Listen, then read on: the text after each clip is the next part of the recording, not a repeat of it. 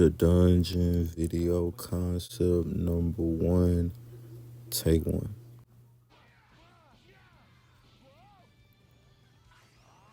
Well, at least we know Xenoverse 3 is coming. What up, y'all? It's the dungeon.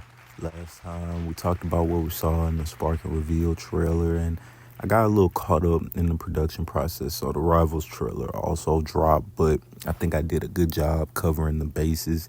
In this video, we're going to take a look at the updates we got from the Spark and Zero gameplay reveal, and I'll give my take on what I saw and what my expectations or predictions might be. Expect brutality. Hey. Hey. Yeah. What? What? Bow to me, ho, I'm a lord, don't you see it? My first taking pictures, bitch, paint me like Jesus. Balling so hard, man, I'm Kobe, I'm Jesus. I'm knocking this shit out the park like I'm Jeter. Fuck all them diamonds, blow X on some peace out. Fuck up some rhyming. Hey, what's cracking? I need 600 pizzas.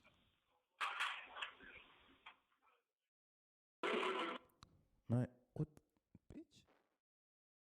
Welcome to the dungeon, those returning and first timers. It's your host with the most. His ratings, Lord Nasty or HR Lynn. I'm a man of many hats while running an independent label that supports his local community, Nasty Clan Records, being a full-time musician aiming to be a one-man machine, and a writer with many gestating projects yet to be ritually blessed in the copyright office. I remembered that I'm also a hardcore gamer with lots of hilariously controversial opinions. So I decided to take my 75% of an English degree and procrastinate on making some gaming videos while I procrastinate on everything else in life. So anyway, today we're following up the last Spark and Zero video with updates from the official gameplay reveal. The whole thing is about 12 minutes with the speaker, but I'm just gonna cut to the nitty gritty. And as I said before, I'm not gonna rant at you, so here's the order of how we're gonna get down. So the first treat of this gameplay showcase is a dive right into the supposed versus mode with Goku versus Vegeta. We have the legendary canyon type map, their usual squabbling grounds, and the graphics are again spectacular with a lot of scope present. We do see the invisible wall of this large map later in the footage, but it's still very expansive with respect to all the possible axes for traversal. And this is pretty well represented through the camera angles and the type of movement they employed, I would say. And it does look like their models will be just a bit smaller and closer to Xenoverse models for sake of this scale, while also keeping the sort of tight, stylish, zoomed-in camera angles from Tenkaichi that will facilitate the up-close brawler gameplay. I'm going to touch on gameplay bits quickly in this first section and save most of it for the what I do and don't like discussion. But my favorite thing about this fight is that it gives us such a raw look at the game engine, and that's what's important. Gameplay reveals set the tone for a product, and there's nothing more confident on the part of the developer and safe for the consumer than when a company can show you the game running in much the same state as a consumer would be playing the final product, as in a complete mission or this raw fight. Be wary of gameplay videos that use heavy jump cuts and shady clips of the flashiest aspects. So I really dig that what we get here is the straight in the gameplay type of exhibition. It goes into a quick 1v1 with English intro quotes that suggest it could be potentially turned into a demo that could be released to consumers, but even if not, it's just raw gameplay, which is nice, and it's clearly far along if the English voice acting is there, so looking good. We see some things like the HUD, which brings back, of course, health and key, while also showcasing the new replacement for blast stocks, and also what looks to be an indicator for available transformations. We do get treated to a couple transformations and ultimate attacks. There's a beam clash even, some battle damage, plenty of environmental destruction that brings up denser debris than I believe we've ever gotten in the DBZ game. Wait, I'm not sure. I've never played Ultimate Tenkaichi. Wait, hold on, wait, I didn't know what this, no, let me, and things seem to linger longer and affect the environment and even the gameplay with the lock-on system being deactivated by smoke clouds. So I'm loving that. We get to see the return of cutscene rush attacks, or just the cutscenes for specials in general, along with representation for boosting these attacks. And I want to bring this up quickly that they really are going all in on the true Tenkaichi sequel angle here, with the honestly proper gameplay with respect to the first three. You can tell that it's a return to the same gameplay philosophies and it looks high quality, though I myself would probably still enjoy the more active nature of Xenoverse with its eschewing of cutscene attacks for real-time casting in dynamic positions without breaking immersion. So we're also shown some new tech moves in the form of revenge assaults. Um, I forget what the blast knockaway thing is called, whatever that shit's called, and vanishing assault. I'll save my deeper take on these moves for later, but for now we can rest in the sense that they did at least consider some element of competitive balance when revisiting the series, which did totally leave certain characters high and dry with respect to how they were represented in the anime. So while you could totally still win with anybody in Tenkaichi 1 through 3, you would have to be a wizard going up against the kits other characters have, a lot of which are scrub level 2. So it is nice that there's another layer of universal tech here to give everybody a fighting chance. I already expect the basic button games to be stellar, but it is nice that they offer some accessible solutions for match balance. Next, we get the largely high power versus speed trailer, which showcases some different characters and a bit of their kits and some HUDless gameplay. It's a nice offering that shows some of the cast we can expect and just how diverse the roster will be this time around.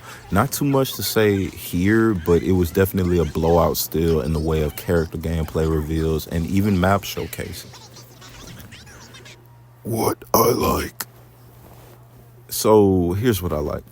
Buckle up because this is going fast, then I'm about to hate hard. So firstly, I do like that they gave us a strong look at the fighting engine. The graphics are stellar while looking to provide gameplay that's fast and impactful with an amount of interactivity from the environment that even shocked me. And that's what I was asking for. So yes, I do immediately like the look of the game. I think the speed of the fighting is about right, and I think the destruction is probably the best we've ever had in a DBZ game. I'm itching to see a raw fight on a city map to see just how dynamic some of the explosions or rubble effects may be, with entire buildings crumbling rather than the rock structures in the canyon. But I'm sure they didn't want to show us their in-development game falling at 10 frames per second. I love that the smoke is physically represented as well, so it can literally block your vision and also be parted by blast attacks. That's really cool. That element of simulation really takes the game to another level, I feel, along with the changing weather and lightning strikes from powering up and strong attacks. This was exactly the sort of quality of life upgrade I figured Sparking Zero would get after so many diverse DBZ projects and a great foundation like Tenkaichi to go off. I also dig the HUD showcase, which really allowed me as a fan to settle back into my Tenkaichi nostalgia. It's pretty crazy how this game looks straight up like Tenkaichi 4 with the HUD on, but I guess that's the point. I dig the available transformations icon, and this is interesting because if it's anything like previous DBZ games, even though there are multiple versions of characters, maybe even pre-transformed, there will still be multiple versions of the characters with access to multiple transformations. And with these different character versions having different movesets, it's possible that we may have different styles of different transformations across the character versions. Just something to think about when considering move variations before you write off the large roster as being full of clones. And lastly, I much enjoyed that, similar to the Xenoverse 2 reveal, we get a misleadingly telling intro that clues us in on what a treat we're in for gameplay-wise. In the Xenoverse 2 reveal, we were once again treated with a jump right into raw gameplay with future Gohan and Turles facing off in the Rocky Canyon sort of map that Xenoverse had. The interesting bit is that the scale was brought to the forefront yet again in Sparking's reveal, like with Xenoverse 2's, with Gohan sort of lazily flying around behind an obstruction to cover from Ki Blast. It's a small piece that passes quickly, but with these couple of seconds we get a feel for the size of the characters and how fast they move, how much space certain attacks take up like Ki Blast, or just how big the map itself is. So in that same sense, we're treated to an interesting moment in the beginning yet again, which was called to my attention by a YouTuber by the name of Kadazy, So what I first saw, the graphics, the intros, and just the sheer scale of the map, I saw the jump, but I thought nothing of it and figured it more as a showcase of the rock structure that crumbled from Vegeta's dash. But what Cadaze brought to my attention was that due to the actually very natural sort of tracking situation they have implemented here, you see that because of timing, Goku jumps right over Vegeta's dash and Vegeta goes past him. This is interesting and exciting because Cadaze explains this is a distinct hallmark of the Tenkaichi series that was not implemented in Rage and Blast, which would have brought Vegeta right up to Goku with its tracking. So that's another firm mark that this game isn't some sort of cash grab or farce, and that it's actually a fully featured sequel while looking almost in a class of its own. I'm eager to see them break down the game itself as a suite, as far as how many different modes we'll have out of the gate, and if the game will sort of give you massive amounts of content as you progress, like Tenkaichi 3 did with all the different sorts of tournaments and features that synergize with the first two games through use of the memory card. What I don't like. I think it looks fast, which is great, but I like more impact from certain smash attacks given how big the map is, or if there's any indication how big all the maps will be. It's sort of like there aren't quite enough obstructions in the right places, or smashes don't send you to the ground fast enough. But I dig what I'm seeing. It could just be this canyon and where the rock structures are placed. But another great thing about them going balls to the wall like this and showing so much raw footage is that if people can respectfully voice small gameplay opinions to Bandai Namco at this juncture, we could potentially see some things naturally tighten or adjusted before launch, like certain impact physics knockback values. That's the small type of data that'll end up tweaked in future patches anyway, like certain characters' movement speed, their frame data across the board as balancing becomes a factor on launch. That's not like requesting entire characters or moves and things of that nature. So next is the tech moves. I like that we have options, but I don't like these options. The revenge attack is neat, but it seems like what should have been a quiet addition rather than a loudly touted feature. Almost like it was a more necessary piece of tech than the others. So there's nothing wrong with it. It should be in, but just like, was it really worth as much screen time as it got anyway? So the beam knocking away move, I'm iffy about it. It's cool looking, and I like the implication that beams aren't this like super feared death move compared to key blast spamming. Like the most common options before are to dodge the beam, hold guard and pray, use an explosive wave type move that'll keep you safe, or try to clash it with your own beam. So again, I dig the option, but something about this just looks a little too feature-ish and not much like tech.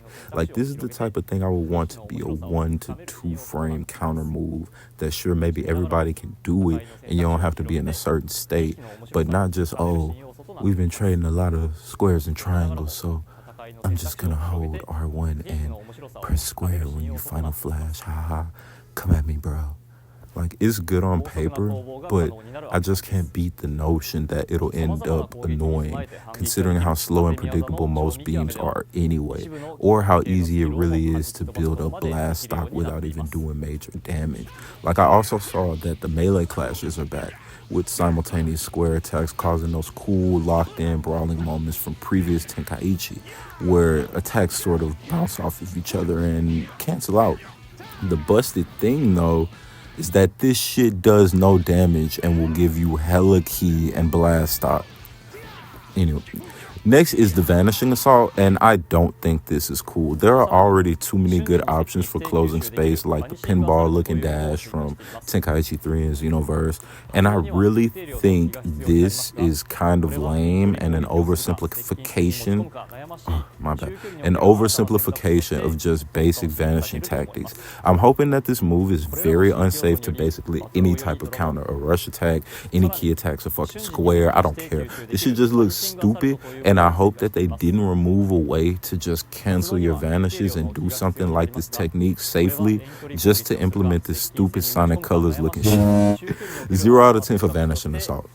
It's the type of thing that was probably already in the game naturally, and they just to make it some easy to use move. The only possible way that Vanishing Assault could be a worse move is if they count you as safe during it and it functions like a wild sense type of move that everybody has access to. You know what I mean? Like out of the gate you can dodge anything. But because of the offensive nature of the move, like it's called Vanishing Assault, I don't think that's the case. Negative 5 out of 10 for Vanishing Assault. Bug found. Note, please remove from product. Please do not non-ship them. The whole package. So all in all, this is going to be the greatest anime fighter with not even anything to stand close to it. Just immediately going to the rankings underneath number 1 at this point. People will immediately complain that, oh, it's not 2D. It's an arena fighter. But I think my previous videos, along with the wealth of knowledge that's just readily available, speaks that Tenkaichi not only wrote the book on what could potentially be called an arena fighter, but it still takes it to the level that no one else besides maybe the Gundam games take it, by involving so many movement axes and styles of attack. Storm is a lateral mover that actually simulates 2D fighting more fluidly than, say, a Xenoverse, where every axis must constantly be taken into account with real-time casting. Even compared to a Tenkaichi, the moment Kades brings to attention with Goku jumping over Vegeta's dash puts Sparking Zero in a different book as far as positioning before even considering button play. The Chakra Dash pales in comparison or diversity. Storm is a game of point and shooting at each other with never a moment of adjustment beyond urgent battle. Tenkaichi brings about so many natural layers of play that even just approaching your enemy is an entirely different type of scenario every time, leading to many situations where what would be equivalent to the Chakra Dash would simply not work. My gripes about knockback speed, or anyone's gripes about character movement speed and individual move speed, can be fixed in a simple patch hypothetically. So it's not a big deal. The tech moves do seem cheesy and annoying, not as high speed and precision based as I would have liked. Revenge attacks are okay. But considering just how much of a feast this game is for longtime fans, you have to accept the fact that DBZ is a franchise that is always pulling in youth. So these easy button moves are still something that will make any potential match one for the books, and complete overs will take more ingenuity and being able to bait out these sort of moves that cost resources. So with these new moves and the fact that we see what looks like the skeleton of Tenkaichi 3 and all the old gameplay is still present, I think we have nothing to worry about in the gameplay department. The graphics are beautiful and the destruction is honestly right down to what fans deserved. I like the physics interactions and things like the weather and smoke effects, and I really want to see a city map to see how much of the destruction really is physical down to unique crumbling, or if perhaps we'll get more canned animations in high density situations. The look at more of the roster is neat, and while I'm not a fan of grouping characters into types, I think it's more so fans can have an easy expectation of how a character will fight, how much health and durability they might have, etc., rather than implicating any sort of rock, paper, scissors situation, which was my fear from the whole power versus speed debacle. That type of setup would greatly deviate from the sort of dream matchup fighting game that Tenkaichi always has been. But as I said, I do think it's just more of a signifier of the type of character control you can expect rather than any sort of this one beats that one shenanigans. It may even be fun to see what characters are typed as what despite our own expectations. So that'll about do it for me here. Rest assured, Xenoverse 3 is coming to be even greater than Sparking Zero. Advancements in systems power consoles will allow us this same destruction in a more mass online environment with even better graphics than what we're seeing here. All we need beyond that is the ability to equip roster characters, combo trees to our created characters, and we'll be golden. Other than that, though, Sparking Zero is looking great, and I can't wait to play it. Highly recommend you check out Kade's video breaking down the details of the showcase. There's a lot of good stuff that I didn't talk about that's already in the game, and he talked about it, and it's really cool. Anyway, I'm His Radiance, Lord Nasty, or HR Lynn. And this has been another episode of The Dungeon. See you next time. Hey, hey, yeah. What? What? Bow to me, ho, I'm a Lord, don't you see it? My fat taking pictures, be paying me like Jesus.